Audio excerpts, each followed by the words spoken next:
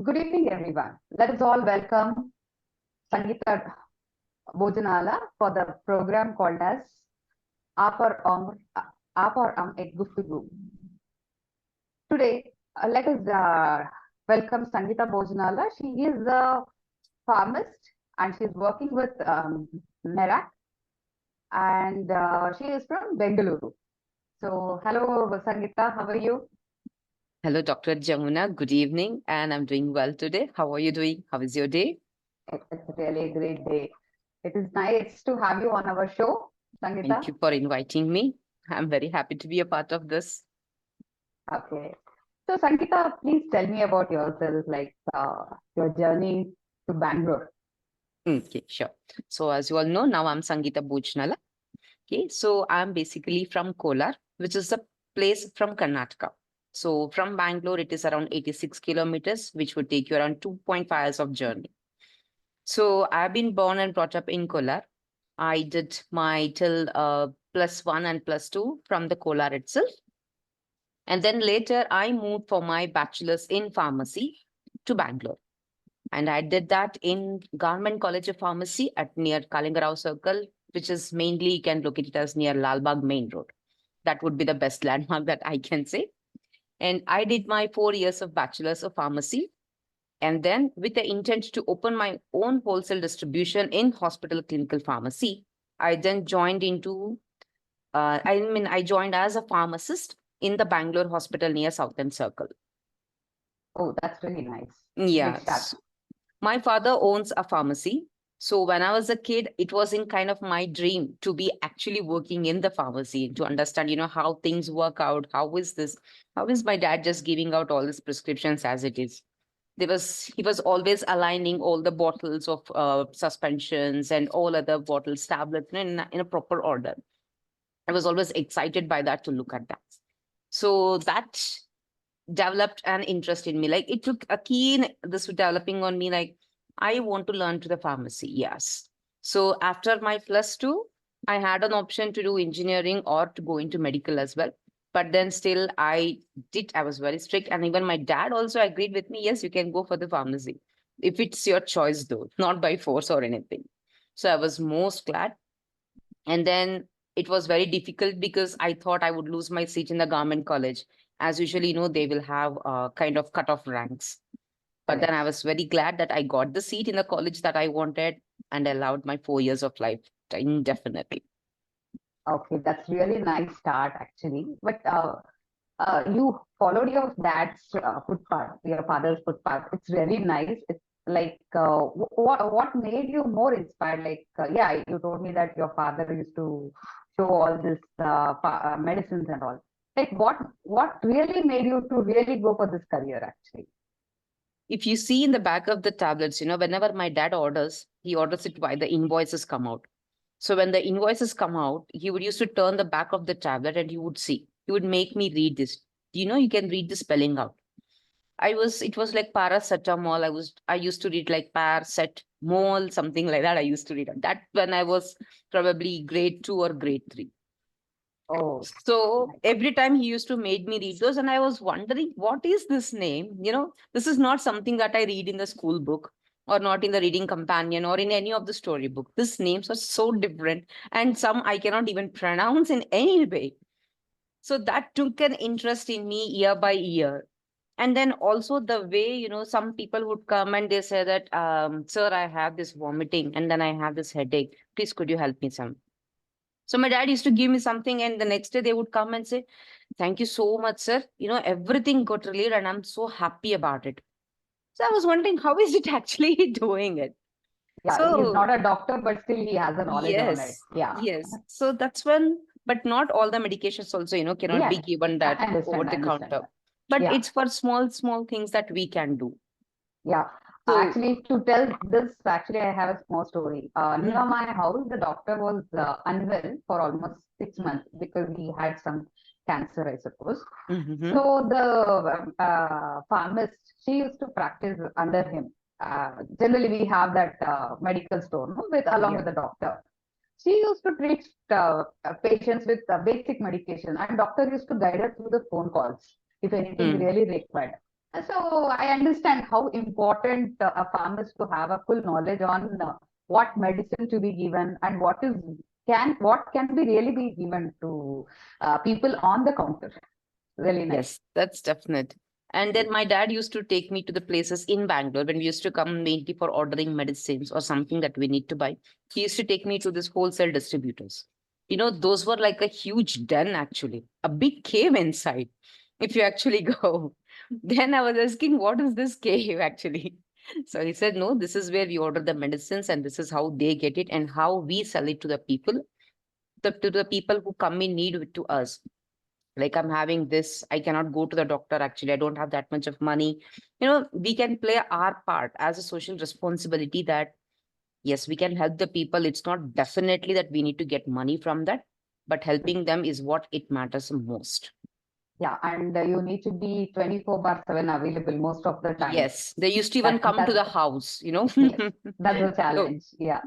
so that made me took an interest, like, yes, if my dad can do this, then I think, this is something that I need to inculcate in my life. This This shows is how something well. this shows how progressive was your dad towards the women there. Yeah. Right? So Yes. that made me took a big interest in doing the pharmacy. Oh, great. So what next after this one? Once you started working? I did my bachelor's and then I wanted to understand how the hospital pharmacy works, because that is completely different from the outside retail pharmacy. Right. So then I joined into a hospital as a pharmacist. I got trained over there, but I did not get trained as to just, provide the medicines to the people that come in, but also taking care of the inpatients who are admitted in the hospital. What are their medicinal needs? How that we need to provide it to them, what sort of medicines that needs to be prescribed. Everyone will say that, yeah, you will get a prescription and you give it out. So what's the big deal about that? Actually, many few people understand that sometimes even the prescribed medicines can have a combinational effect. And this is something that they teach us in the pharmacy the entire 4 years, what combinations it should not be given. It's not like the doctor gives a prescription and we send out the medicine. In case if we see some error, we go back to the doctor and ask him, or at least check with him. Sir, so and so thinks it's not there and the patient is saying this. Then he would say, yes, definitely change this into this. He would guide us, but we won't do that directly from our end, but we would guide us. And then again, we change the medicines. Oh, great. To add this point, I heard that generic medicine over the other commercial medicines. What do you comment on that actually? See, the commercial medicines and the generic medicines do have the same content. But why is it one so expensive and why is it one so cheap? This is what the main concern comes out when we say the word. So what I would like to tell you is that when any company, they do the clinical trials and bring out their product into the market, that is when that actual commercial basis, that is their drug. Right. Any antibiotic, if you see example, azithromycin tablets or augmentin and potassium clavulinate, if you see, there's a specific brand for which the medicine costs more. Why? Because since that company had invented that product combination and they released into the market, for certain term, the price will be that whatever that company decides. But after certain term, maybe like 15 years or something, then what happens? The other companies can manufacture those products as well, but with the same efficacy. When that becomes, it becomes a generic medicine and that will have the bit cheaper in price. Why the cheaper in price? It's not that the ingredients are bad. It's just that they would not have conducted the clinical trials, but they would have done the bioequivalent studies to show that the product which we have manufactured is equivalent to that which is the company manufactured one. So thereby the rate decreases there. So you're telling using generic medicine is not a harm, right? It is not a harm. But then, however, sometimes there may be effects also which we may not know. Okay. It's when Is there even any examples for that? simple, small ones, it may not look to us like as a symptom. Maybe which sudden headache you might have feel, sudden vomiting, or stomach ache, stomach upset you might feel. Oh, very, very minute things. Very minute also it may be. Negligible things, right? Negligible as not as negligible, but even a small thing that shouldn't have come out of that can be again go back to the doctor and we can say, see, I took this tablet which was prescribed by you and then I felt these things. So I wanted to let you know, is it something that I should do? Then he will say, he will suggest something.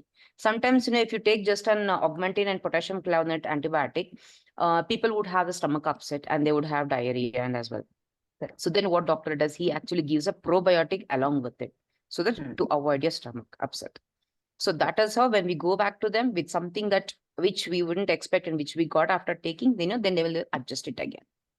Okay. And to add up to this point again, why do the doctor prefer to give what do you say, commercial medicines? Why not generic medicine?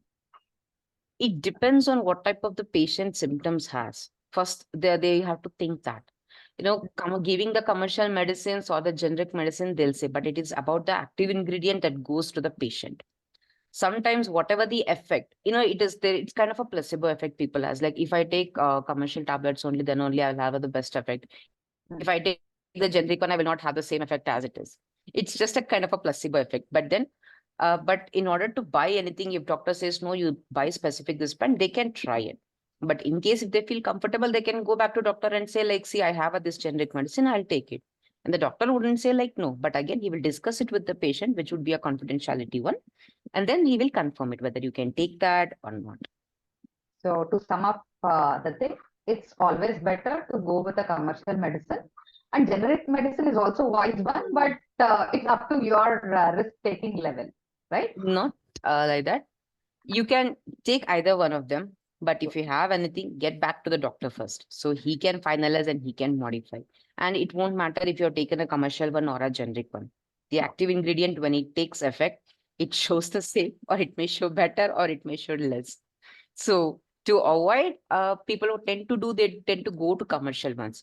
But then after when Modi ji left these so many schemes, where the people can get the generic medications, you don't have to pay so much of amount. You can pay only this much, very much more lesser amount, and you can take. People have gained many things a lot, including paracetamol tablets also. Previously, we would go for either for Calpol or for Crocin and that, this and only. Now we are directly going to Paramop. I think there are many other paracetamol tablets in the generic only. So people tend to have that in handy too. It's really nice speaking to you on this because you are a pharmacist and who better can explain than you actually about these things. Yeah. Even the doctor will not have a complete knowledge on it. No. They will have it. They will definitely have it since they are the ones who prescribe it. But then it depends. Yeah, because generally what happens is the farmers just like what do you say, the marketing guy, they go and they tell they just give the what do you say, prescription and what do you say, The sample you're referring to? the sample with the that label. label. So the doctor would only see the ingredients and believe the company is really good, so they just prefer the medicine to the patients. So doctor has less time to think. So they only believe the good companies can deliver the best things. That's what, according to me, I feel that. So usually when they do like that, when your medical sales representatives, they would be waiting in line to speak to the doctor about prescribing their medicine also. So even the doctor hears to them, takes the sample, but then they would go through the documentation. So they may be the visible document, which we mentioned, that leaflet or that label it is there. That is one thing which gives the information to the patient or the consumer who is taking it. But before prescribing that to a patient, the doctor would go online and he will check all the references and the related studies that has happened. In many of the journals, you can find that. In all medical journals, you will be getting it. So they will go and they will dig the information, they will see, they will check, they will understand, and then only they do it. Because I remember about 15, 20 years back, what do you say, cancer treatment was very expensive. Yes. Now it is no more. It is affordable for anyone and everyone. So this generic medicine has given a lot of hope for life. Yes, absolutely. I agree that with you. There are many companies which are working on their oncology portfolios where thereby looking into the new drug combination, which was not there 15 to 20 years back. And, the therapy, it is much more approachable and, it is more of changed versions and all of that, which is very good to see because previously, if someone says you have a cancer, oh God, that means you're done for. No other, not that, nothing is that. Yeah, But any now lower it's class not like people that. couldn't have afforded Couldn't have afforded that, but Yeah. now it's a lot better. Yeah. We should be thankful to Modi ji because bringing in such schemes, it's helping a lot many people. Yes. Giving a lot of hope to life. Yes. So, okay. So more about your work profile now. Like, what exactly is your work profile, Sangeetha? So I am into pharmacovigilance. In the pharmacovigilance domain, I am mainly working on the safety reports. Hmm. So these safety reports are concerning with respect to the products which we just spoke about few minutes ago. So every health authority requires the reports. Let's say now you're owning a company and you have actually manufactured many of the drugs and you have released into the market. They may be paracetamol from even a small drug onwards to the even biggest oncology drugs as well. So for every product, once you get your authorization, when the health authority gives you that authorized, yes, you can proceed further, you can release the product into the market, they will add certain criteria. That is, for any product that has been released newly into the market, for every 6 months, you have to give me a report for the first 2 years or the for first 3 years. And then later the cycle would change from 6 years, 6 months to 1 year for certain time. And then from 1 year cycle to 3 year cycle, like that. How it will change, that depending upon the report and the cases that information that is contained in the report, they will check. The persons who are checking these reports, they're not just any people, they are very specialized in that portfolio. They are the doctors who have this clinical research experience with them for many, many years, and they go through the reports and to see in case anything update is required. So this is the just a part of the report. So like this, there will be different types of reports which we will prepare and submit to the health authority. So this health authority, it's not just one country, it may be single country or to the multiple countries. Okay, you meant to say each country has its own rules and Yes. regulations. Yes. For India, we have the CDSCO, which is the health authority, which takes care of these all our medicines. So like that. For US, if you see United States, FDA is there. And then for EU, if you see, it is European Medicines Agency. So therefore, every part, there is a separate health authority. They have their requests. And since your company markets those products in their countries, you are obliged to provide those reports into there. Oh, great. Really nice. So everything is under control of all these licensing authorities. Yes. Great. So this is the work you do. This is the what we do. This is like an overall page, cover page that I can say. Okay, great. It's really nice to know this. And what about now we are telling about the cover page, what you do? The clinical trials you were telling, right? How many months and like, do you have any fair idea like that we can discuss on that? Clinical trials. So clinical trials would be, it will not just for months or years. The product, it takes around 15 to 20 years of clinical trials to get into the market.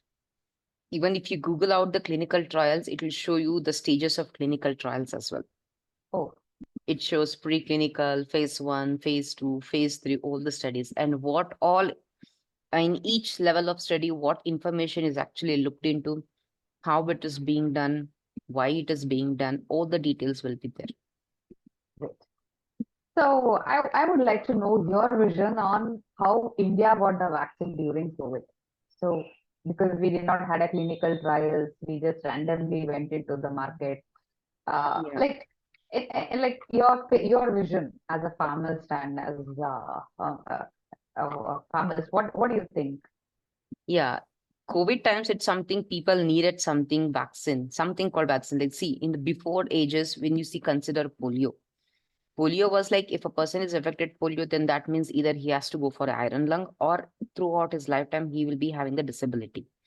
But later when the vaccine was produced, it was not actually tested on people or as such, many people took the vaccine and then later the polio was after long, many, many years, it was eradicated. It is not like at the beginning, within a year, it was given, it was eradicated, right? It took so many years.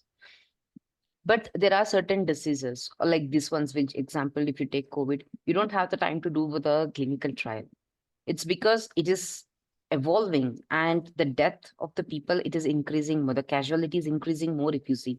There was no country or something where there was like, oh, we don't have any COVID, we are all fine with it. Yeah, people did had that kind of an imagination, but then that's not how it worked out. Every country was hit and the people needed something. So these vaccines, that is this RNA vaccines, which are based on a ribonucleic acid, these were evaluated and were released into the market. But if you see at that recent part which came, right? So people who took Covaxin, they had the blood clots and all, and then they died and all. But when they considered the benefit and risk of that product, it was like 3 in a million. That is what even that organizations or the companies which manufactured Covaxin also, they said that. It's like in 3 million, in a million people, you can see maybe the clots in 3 people.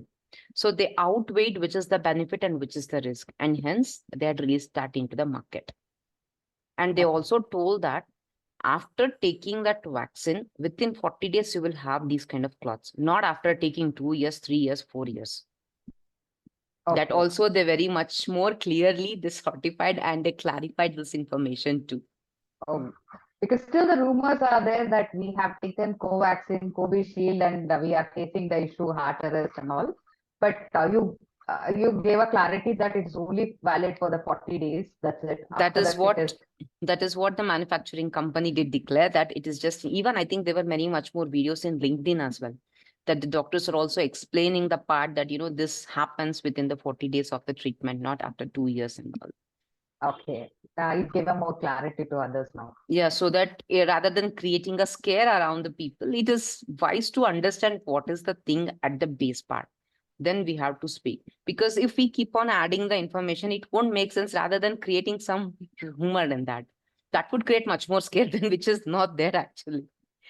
So, yeah, actually, even I would think that taking that risk was really necessary because we had to save millions in front of few hundreds where we cannot, we had to contribute something, either lives or what do you say? Like we had yes. to take a chance on this. Yes, absolutely. So, and even I heard about your journey during COVID. Can you? I understand it was a hard journey for you and your Yes. family. It was quite a hard journey that I didn't expect that I would be having so many symptoms, but then I ended up having quite a lung infection with a CT score of 9. And during at that point of time, the Bangalore had a scam going on that, you know, hospitals were being booked under different patients' name, but actually the hospital beds were empty. I had given a COVID test, but then before the time I got the results that I had to be hospitalized because I had issue in breathing and I couldn't eat, drink, or do anything. So thanks to my husband's family, we have a relative who is my brother-in-law, and he has like cousin brother-in-law. So he has his sisters in one of their relatives' hospital. There was a bed available, but which should be available to me after 6 to 8 hours because one patient was getting discharged. And that hospital has only capacity to take care of 15 to 20 patients only for COVID. There is other patients too, but that floor is restricted for COVID patients only, and only 15 patients can be allotted there, not more than that. Yeah, isolation was there, right? So. Yes. So I went and I was in the casualty for 4 to 5 hours because I desperately needed oxygen. I couldn't breathe. I was put on oxygen immediately as soon as I moved out there. Then I waited, and then once the patient was discharged, then I went to move into that ward. But then I was thanking to God and to my husband and to my brother-in-law that thanks to them that I got a bed. But then once I got in there, there was another person, just it was like 2 people in a room. The another person had been moved into ICU because her saturation levels were not coming up, and then she was having multiple other issues as well. So, and even at that moment of time, I don't know if you remember, there was this oxygen cylinders also weren't available as much. So Yes. even hospitals also were very tight on the oxygen cylinders. And yeah, most of them died in a few hospitals, especially in government hospitals. Without oxygen, yes, they died. Like for almost 48 hours, there was no proper oxygen no facility proper in Bangalore. oxygen. There were Yeah. videos where the patients were in the car and, you know, they had that oxygen mask outside the cylinder. Ek cylinder bahar rakha gaya tha. And they were just having this mask and they were breathing. So that part, thank God I didn't get to that. But then I got a hospital bed in which the doctor was very strict. He would make us take oxygen till from morning to an evening, and in the evening you have to sleep in your, on your tummy, and you have to put a pillow there and you have to start breathing exercise. He was very strict. If he sees any patient keeping the oxygen mask just like that, he would bash them literally. But we should be thankful for the doctor because he helped me a lot. And at that point of time, I need a doctor immediately said as soon as I got admitted that I would need 6 doses of remdesivir. That was a big scam those days. That was another scam going on. What all scams came up during the COVID, oh my God, we can list it out, entire way. It keeps on adding up. It would never end. Yes. So thankfully, somehow my husband got 1 and the remaining 2 was I got it from my friend. So totally I had 3 and the remaining 3 medications came from the government's end. But I ended up using the entire 6 doses. It was painful for almost 20 to 25 days because I couldn't move my body. I couldn't either turn on the one side of the bed. Sitting up was always difficult for me. So the nurse would come and she would help me sit. Even to walk few steps from the bed, it was quite difficult because the moment I land or I keep my foot on the floor, I would feel dizzy and I feel like my head is like completely in a ringing. It's in a vertigo mode. I can't go anywhere. So that was a tough time, very tough time for everyone in the world. Yes. After 25 days, then my saturation level started to come up to 80-85%, but still it was not going beyond than that. Oh. So again, I had to spend 10 more days in the hospital for extra because my saturation wasn't going up. And even if I get discharged, I need to have a cylinder at home. Yeah, that was more risky. Yes, but then later I was asked to walk. I know how it was painful for me to walk on the day when he asked me because I'm holding the walls. If you remember the pregnant ladies who know in the recovery room or during the delivery, they'll be asked to walk. They'll hold the walls and they will walk literally. So that was my condition. For first few days, I wanted to walk. I didn't wanted to sleep in the bed and take oxygen. I wanted to walk. I know it is hurting me. I know it is so hurtful. When I'm breathing, I'm feeling that pain. I know, but yes, I want to walk without oxygen. After many days, then I was able to walk a bit, then speak normally, and then walk normally, like how we walk, normal speed, like that. But then one thing that my family was there with me is like, even my husband and my daughter had COVID. Even though they had that, at morning 7 a.m. or by 6 a.m., they'll be at the hospital outside waiting in the car the entire day. And they will leave in the night by 11 or by 12 only. If you remember, there was a curfew that you're not supposed to travel. They would carry a letter from the hospital every morning and every night till entire day, from morning till night. They are with me just outside the hospital. Hard times. Very hard times. And my brother-in-law, he was getting us the food. For me, though, I'm not able to eat the food. I'm not able to taste anything. But yet, somehow, her fryams, my bhabhi's fryams is the one that helped me a lot through. Something I could, munching, okay, there is something in my mouth and I'm tasting something different than the rice.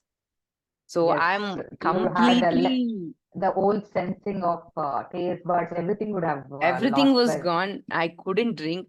Those hospital people also, they used to get a coffee. They would ask us, do you want a coffee or tea? I used to ask them for a coffee. And I don't know what I'm drinking when they get it to me. Something hot, that's it, right? Not even that. I'm not even sensing that it is hot. Something I'm drinking and it is not coffee. It is disgusting to me. That's all it was. But I wasn't drinking, but they used to give a good chanting to me because you have to drink. This is how it works. So we understand that you may not like it at all. Even though the food was good, I am not liking it at all. But yes, you have to drink. You have to eat. You have to drink.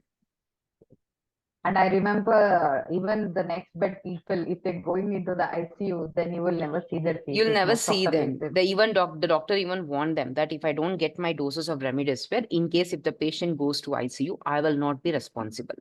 Yes. That shook us something more. We were already in trouble. I know, I understand we were already in deadly situation. Now, when the doctor added that part, it was much more of deadly and even deadlier combination came up. Correct. And So it all took these us from the doctors, bottom. especially nurse and what boys, they were like an angel for everyone, Really, right? for everyone, they were angels and they were bringing the food from outside. It's not something, some like, some say hospital food, this is so disgusting. How can people eat? But trust me, the people in that hospital, the nurses and the person who was getting that food, they were amazing people. Yes. Every time we ask for a water, we get a bottled water only, not any tap water. Mineralized water, demineralized water, we used to get it so that at least we have something. But yet we couldn't taste. No, we couldn't drink. I remember my another after that person moved, in my room, the person after she moved into ICU, another patient came from the government hospital because she was scammed in the same way that they're saying that they got a bed for her. When she went, there was no bed. Oh. She came there, even she wasn't able to breathe so properly. When she used to get mangoes.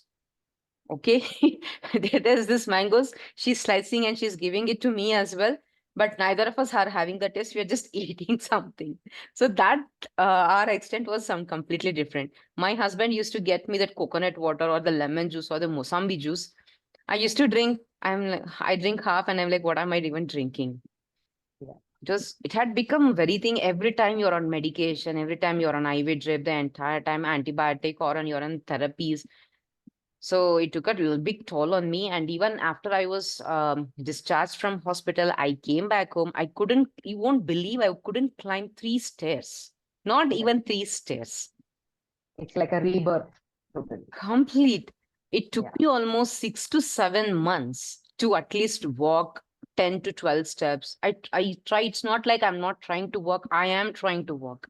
I want to get back on myself like as soon as possible. But yet, no, that was not the way. I could just easily get tired out by going with 3 steps itself. So there we can see the humanity where really Yes. existed, and Yes. the negligence what we always had. We got to know that yes, we are paid for our good times, so we are back home, right? Yeah. Because even in my family and in my husband's family, people passed away due to COVID. And one of my Jiju, he passed away because he couldn't get a bed in the hospital and he passed away. Hmm. So there are many instances. So I'm thankful to God and to my family members that I got a bed because of them and I was able to get through this just because of them only. Great. I know the family would have taken a great challenge to do all this, and you are here today. Yes, it was just me, my husband, and my daughter only. So anything that I need, it is my husband who brings me up. So So, it was them the entire time. mhm. So now this rebirth of your new life. So what do you want to do? It made me, once I came out of that, it made me think many things on a personal level and on a professional level as well. So professional level, I wanted to change. Matlab, yes, I did stay in the company because I stayed in my previous organization for 7 years. It's a quite long term, but I enjoyed my work from day one till the last day. It was never like I'm not liking the work. They made me learn a lot, which I was always finding it's amusing to me. Every day is kind of a learning to me, and I enjoyed that. But then in my professional level, I think like, no, I need to grow out more. Yes, that Hmm. is everyone have it. But at personal end, it made me think, what am I doing? How am I spending with my family? Hmm. What is that exactly that I am giving? I have this experience now. That is something Hmm. that is exclusively to me only. It is exclusively mine. It is no one's experience, nothing. So what am I doing about it? Am I helping anyone out with that experience? Or is it just I'm thinking about in my head and I'm keeping it aside? Hmm. No. So there were many people who came out with these complications as well, that we have this, we had that. There was a group in the Facebook where we connected. And then we had, everyone used to say about, this is the challenge that I'm facing. That is the challenge that I'm facing. How are you doing? How is you doing? So we were each other's emotional support and mentally support. Yes. So that is something, even though you have your family members with you, sometimes you require an additional support that is not from your family, that is someone from outside. It may be anyone, your maid or any friend or even a stranger that you go for a walk. It can be anyone. But that, you need someone to talk to and someone to listen to what you say. So that group was kind where we had this each other's shoulder. We were like support for each other. And that did really help many of us. The whole pandemic story, it gave a rebirth for everyone about humanity because we were all busy in our own life, running Yes. around, rushing around, Running and around materialistic these things. things. I need this in my life. Oh, Yeah, you have that. I have my egos. Everything was there. But I feel that COVID showed what is the actual reason for the human life on the planet Earth. This is all you are. You are yes, not more than this. You are nothing than this. yes, It clearly showed a detailed picture of whatever it is. correct. So now we are, at least now we should start realizing what really we are born for. Yes, absolutely. The purpose is shown to everyone, right? Yes. So yeah, Sangeetha, it was really nice knowing about your journey and your fight, and now you're like you are nothing less than a warrior there, and proving across and you're back to your family, seeing your strength again. So it was a pleasure meeting you, Sangeetha, and thank you for this wonderful talk. And do you want to sum up something that you want to tell to the audience of this Jana family and others? I'd like to thank you guys. Thank you, Anna, and yourself, Dr. Jamuna ji, for inviting me into this one to be a part of this group. I was very happy when I got this. But one thing I wanted to let people know that it's okay. No, don't give up. It doesn't matter when you say don't give up, no matter whatever happens, I'm not giving up. No, that is not how it works. You will fall down, you will stumble. It's okay. You get down, you go to your lowest point of your life. Nobody can help you with that, and that is fine. But come back, get up. If you don't have a support, it's okay. You can try to stand on your knees. It just doesn't mean that I am done for. Don't ever think like that. Try to get up. And when you get up, come back with a force that no one can tamper with you. That's a very great message. Yes, we need to take up and we need to work on. And thank you, Sangeetha, for being a part of this Jana family, Bangalore chapter. See you soon. Thank you, Jamuna ji. Thank you. Thank you.